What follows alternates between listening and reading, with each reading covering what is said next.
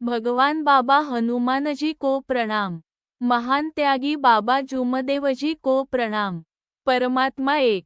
माझा अनुभव जेव्हा अंगावर कोसळतो दुःखांचा डोंगर व कळत नाही कुणाला त्या वेदनेचे मर्म, तेव्हा दुःखी पीडितांना सावरण्यास पुढे येतो मानवधर्म। माझे नाव सूरज संतोषरावजी सेनाड आहे। आज मी माझा अनुभव या अनुभव मालिकेत माझा प्रथम अनुभव मार्गात येण्याचे कारण सादर करीत आहे। मार्गात येण्याअगोदर माझ्या कुटुंबात एकूण 4 सदस्य होते। आई सौ विद्या संतोषरावजी सेनाड, वडील श्री संतोषरावजी सेनाड, माझा लहान भाऊ आकाश सेनाड व मी। आमचे कुटुंब हे अतिशय गरीब आणि मोलमजुरी करून उदरनिर्वाह करणारे होते। माझे बाबा हे एक अनाथ होते। त्यांचे आई-वडील माझे वडिलांच्या लहानपणीच भगवंतात विलीन झाले होते। त्यामुळे माझे वडील हे भिवापूर ता. जी. वर्धा या गावी त्यांच्या काकांकडे लहानाचे मोठे झाले। माझी आई ही माझ्या वडिलांच्या आत्याची मुलगी होती। माझ्या वडिलांचे लग्न त्यांच्या आत्याच्या मुलीसोबतच झाले। त्यानंतर आई आणि वडील हे आपला सुखी सांसारिक जीवन जगत होते। ते कुठेही काम करून आपला उदरनिर्वाह करीत होते। काही दिवसांनी माझा जन्म झाला। त्यानंतर माझे वडील हे भिवापूर या गावी स्थायी झाले आणि सुरळीत जीवन जगत होते। गरिबीचा संसार होता, पण जीवन सुखात चालू होता। एवढ्यातच माझ्या लहान भावाचा जन्म झाला। आम्ही थोडे मोठे झालो त्यानंतर मी माझ्या आजीचा, आईची आई हिच्या खूप लाडका होतो। त्यामुळे आजीने मला मांडवगड या गावी नेले व मी तिथेच तिच्यासोबत राहत होतो। मी हळूहळू मोठा झालो आणि माझे 4थी पर्यंतचे शिक्षण हे मांडवगड या गावी प्राथमिक शाळेत झाले। आमची परिस्थिती हलाखीची असल्यामुळे मी उन्हाळ्याच्या सुट्ट्यांमध्ये जे काम जमेल ते करत होतो व त्याच पैशाने आपली शालेय सामग्री घेत होतो। कारण माझ्या आजीकडील पण परिस्थिती नाजूकच होती। शिक्षणात माझे मन लागत गेले व मी इंदिरा हायस्कूल भानखेडा या शाळेतून 10वीची परीक्षा दिली। 10वीची परीक्षा संपल्यानंतर मी आपले गाव भिवापूर या गावी उन्हाळ्याच्या सुट्टीत गेलो व तिथे सुद्धा मी जे काम मिळेल ते काम केले। त्या ठिकाणी मला गुरे चारण्याचे काम 30 रोजी मध्ये मिळाले व त्यात माझा एक मित्र होता। दोघेही मिळून ते काम आम्ही करत होतो व अर्धे पैसे म्हणजे 15 ते 15 रुपये वाटून घेत होतो। ही गोष्ट 2011 या वर्षाची आहे। तेवढ्यातच मे 31, 2011 माझ्या घराजवळील मनोजदादा चंदनखेडे यांचे मोठे बंधू दीपकदादा चंदनखेडे यांचे लग्न होते। मी व माझी आई लग्नाच्या सोहळ्याला गेलो। तिथून काही दिवसांनी माझा 10वीचा निकाल होता। त्यामुळे मी आईसोबत गावाला परत जाऊ शकलो नाही। माझी आई लग्न कार्य निपटून गावी गेली। त्यानंतर माझ्यावर असे काही संकट आले की जणू आकाशच कोसळला। माझी आई आणि वडील हे त्या ऋतूमध्ये तुरी कापण्याचे काम करीत होते म्हणजे ठेके घेत होते। त्या कामाच्या मोबदल्यात त्यांना तुरी मिळत होत्या। असे करता करता घरी पुष्कळ तुरी जमा झाल्या। तरी अंदाजे 3 ते 4 पोते तुरी जमा झाल्या होत्या। एके दिवशी माझे वडील तुरी विकण्यासाठी हिंगणघाटला गेले। मार्केटमध्ये गर्दी असल्यामुळे तुरी विकल्या गेलेल्या नव्हत्या। त्यामुळे त्यांना तिथे मुक्काम करावा लागला। एवढ्यातच काय झाले ते परमेश्वरालाच ठाऊक असावे। माझे वडील जेव्हा घरी परत आले तेव्हा त्यांना माझी आई घरी दिसली नाही। तेव्हा त्यांनी आपल्या गावातील नातेवाईक व शेजारी सर्वांना विचारले, पण माझी आई कुठेच दिसत नव्हती। त्यानंतर मला फोन आला की आई आहे काय मामाकडे? आई इकडे नसल्यामुळे आम्ही म्हटले की नाही आई इकडे नाही आहे। आई कुठेच मिळत नसल्यामुळे आम्ही सर्व घाबरून गेलो होतो। मी, गावातील माझा मित्र मनोजदादा चंदनखेडे व माझा लहान भाऊ आकाश आम्ही सगळेजण भिवापूरला गेलो। सोबत माझे मामा सुद्धा होते. आम्ही तिथे जाऊन सगळीकडे शोधाशोध घेतली आणि तळेगाव टालातुले या गावात पोहोचलो. शोधून तहान आणि भूक खूप लागलेली होती. त्यामुळे आम्ही त्या गावी जाऊन चिवडा घेतला. चिवडा खातच होतो तितक्यातच आम्हाला फोन आला की माझी आई माझ्या घरामागील काही अंतरावर अंदाजे 300 मीटरवर असलेल्या एका शेतात विहिरीत होऊन आहे.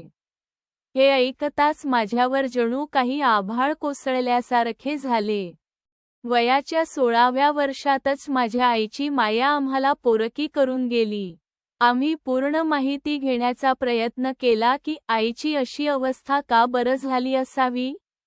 तर काही नातेवाईक सांगत होते की आमच्याकडे जेवण करायला आली होती, तर ती वेगळेच काही बोलत होती जणू तिच्या अंगात काही शिरले असावे आणि तिची प्रकृती बरोबर नव्हती, असे. परंतु काही दिवसांनी माहिती पडले की ज्या ठिकाणी आम्ही राहत होतो त्या ठिकाणी अगोदर स्मशानभूमी होती. त्यामुळे आईला भूतबाधेने ग्रासले होते. नंतर आम्ही सर्वजण माझ्या मामाकडे मांडवगड या गावी राहायला गेलो. मी, माझा लहान भाऊ आणि माझे वडील आम्ही आजीच्या घरी राहू लागलो. असेच 2 ते 3 वर्ष लोटून गेले. पावसाळ्याचे दिवस सुरू होते. पाऊस खूप जोरदार सुरू होता. त्यामुळे गावामध्ये पूर आला होता. त्या पुरामध्ये माझ्या घरच्या कोंबड्या वाहत जात होत्या. त्यांना पकडून आणण्यासाठी माझे वडील पाण्यात गेले. त्यांना थोडे पायाला दगड लागल्यामुळे त्यांना साधारण जखम झाली आणि त्यावर उपाय सुरू केले. दिवसेंदिवस ती जखम खूपच वाढत गेली. आम्ही त्यावर बरेच इलाज केले.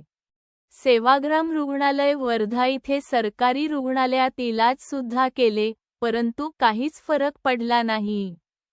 बाहेरच बघितले, देवी देवता केले, परंतु जखम काही दुरुस्त झाली नाही. त्या जखमेच्या दुःखाने माझे वडील रात्र झोपत नव्हते. त्यांना इतका त्रास होता की मी शब्दात सांगू शकत नाही. त्यांची जखम एवढी वाढली होती की त्याकडे जर कोणी कमजोर मनाच्या व्यक्तींनी बघितले तर त्याला चक्कर आल्याशिवाय राहणार नाही. सर्व उपाय केले. मी मोलमजुरी करून वडिलांच्या औषधीवर पैसे लावत होतो. माझे वडील आमचे कष्ट बघून स्वतःला कोसत होते की माझे मुले किती कष्ट करत आहे फक्त माझ्यासाठी. त्यामुळे त्यांना या गोष्टीचा पश्चाताप होत होता. एके दिवशी मी व माझा भाऊ कामाला गेलो होतो. घरी फक्त माझी आजी आणि माझे वडील होते. माझ्या वडिलांनी आजीला म्हटले की मामी कातबोरीचा पाला आणा, त्या पानामुळे जखम बसते. त्यांच्या मनात काय होते हे भगवंतालाच ठाऊक असावे. आजीला रानात जाऊ दिले आणि माझ्या वडिलांनी घरामध्ये कपड्याच्या सहाय्याने गळफास घेऊन या जगाचा निरोप घेतला. आम्ही दोघेही भाऊ माझ्या वडिलांप्रमाणेच अनाथ झालो व जी एकुलती एक मायेची सावली आमच्या 2 भावावर होती ती सुद्धा आम्हाला सोडून गेली. दुःखाचा डोंगर सावरून कसे तरी मी मजुरी करून माझे 12वी पर्यंतचे शिक्षण पूर्ण केले. आपल्या उदरनिर्वाहासाठी कष्ट करू लागलो. माझ्या लहान भावाला गाड्यांमध्ये अगोदरपासूनच आवड होती. तो ट्रॅक्टर चालविणे शिकला. तो ड्रायव्हरच काम करू लागला. परंतु तो वाईट व्यसनाच्या आहारी गेला. त्यामुळे पैशांची उलाढाल जास्त प्रमाणात करू लागला. मी पण कधी दारू पीत होतो, परंतु मला सर्व काही माहीत असल्यामुळे मी त्या वाईट व्यसनाच्या आहारी गेलो नाही. कारण वाईट व्यसनाचा अनुभव माझ्या मित्रांकडून मला मिळालेला होता. असेच चक्र सुरू होते. माझा भाऊ माझ्यापेक्षा जास्त पैसे कमवित होता. जितका कमवत होता तितका जास्त उडवत सुद्धा होता. त्याचे दारूचे व्यसन जास्त प्रमाणात वाढल्यामुळे त्याची दारू सोडविण्याकरिता एका गुरूकडे नेले होते. कारण त्याचे अनुकरण करून माझ्या मामाचे मुले सुद्धा दारूच्या वाईट व्यसनाकडे वळू लागले. ज्या गुरूकडे माझ्या भावाला नेले होते त्यांनी आखाडीच्या दिवशी बोलविले. त्यांनी कानमंत्र दिला व 650 रु. घेतले त्यावेळेस माझ्या गावातील 20 ते 25 मुले तिथे गेले. काही दिवस कुणी दारू नाही पिली, परंतु एक दिवस ते गुरु महाराज गावामध्ये आले आणि त्यांनी सगळ्यांसोबत मीटिंग घेतली. त्यांनी त्या मीटिंगमध्ये सांगितले की दारू प्या, परंतु कुणाला काही कळले नाही पाहिजे असे प्या. जे व्यसन करीत होते त्यांना तेवढाच चान्स मिळाला व सर्वांनी हळूहळू दारू पिणे सुरू केली.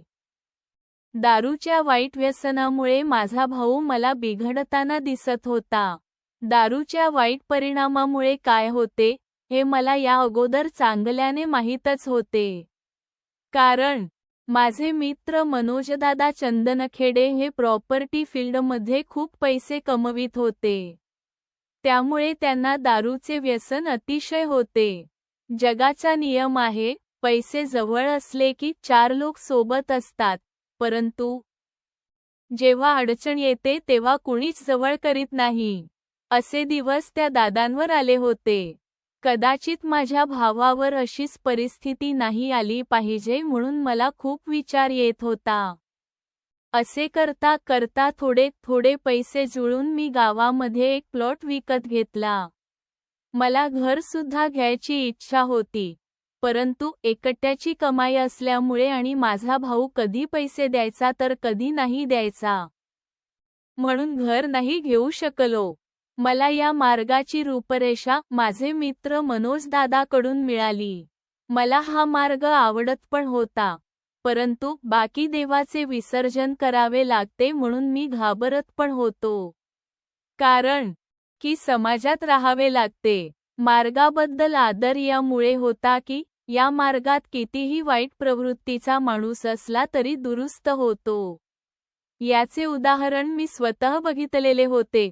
परंतु म्हणतात ना की दुःख आल्याशिवाय भगवंत आठवत नाही. ती गोष्ट अगदी बरोबर आहे. वर्ष 2017ची गोष्ट आहे. होळीचा दिवस होता. माझा भाऊ मित्रांसोबत दिवसभर दारू पित होता. दारू पिण्याकरिता गाडीने बाहेर गेला. परत येताना त्याचा जोरदार अपघात झाला आणि बाकी 2 मित्रांपेक्षा माझ्या भावाला जास्त मार लागलेला होता.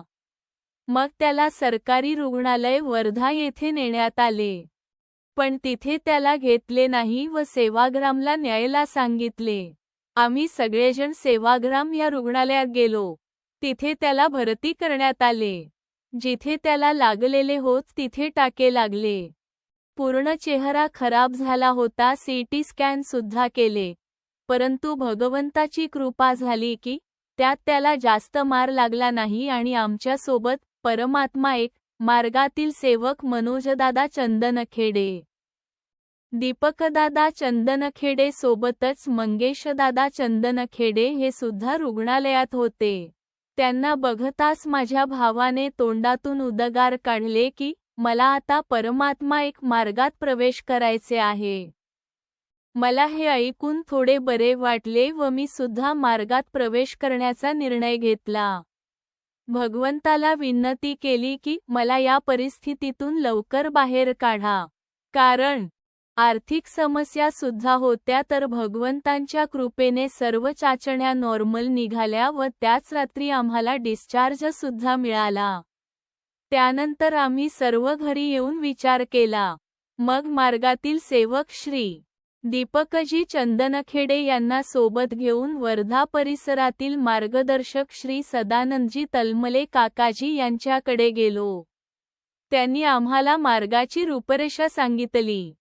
आम्ही मार्ग घेत असल्यामुळे माझ्या मामाने व मामाच्या मुलांनी पण मार्ग घेण्याची इच्छा दर्शविली. कारण माझ्या मामाला पण दारूचे व्यसन होते. माझ्या भावाच्या संगतीत राहून माझ्या मामाच्या 15 ते 16 वर्षाच्या एका मुलाला पण दारूचे व्यसन लागले होते.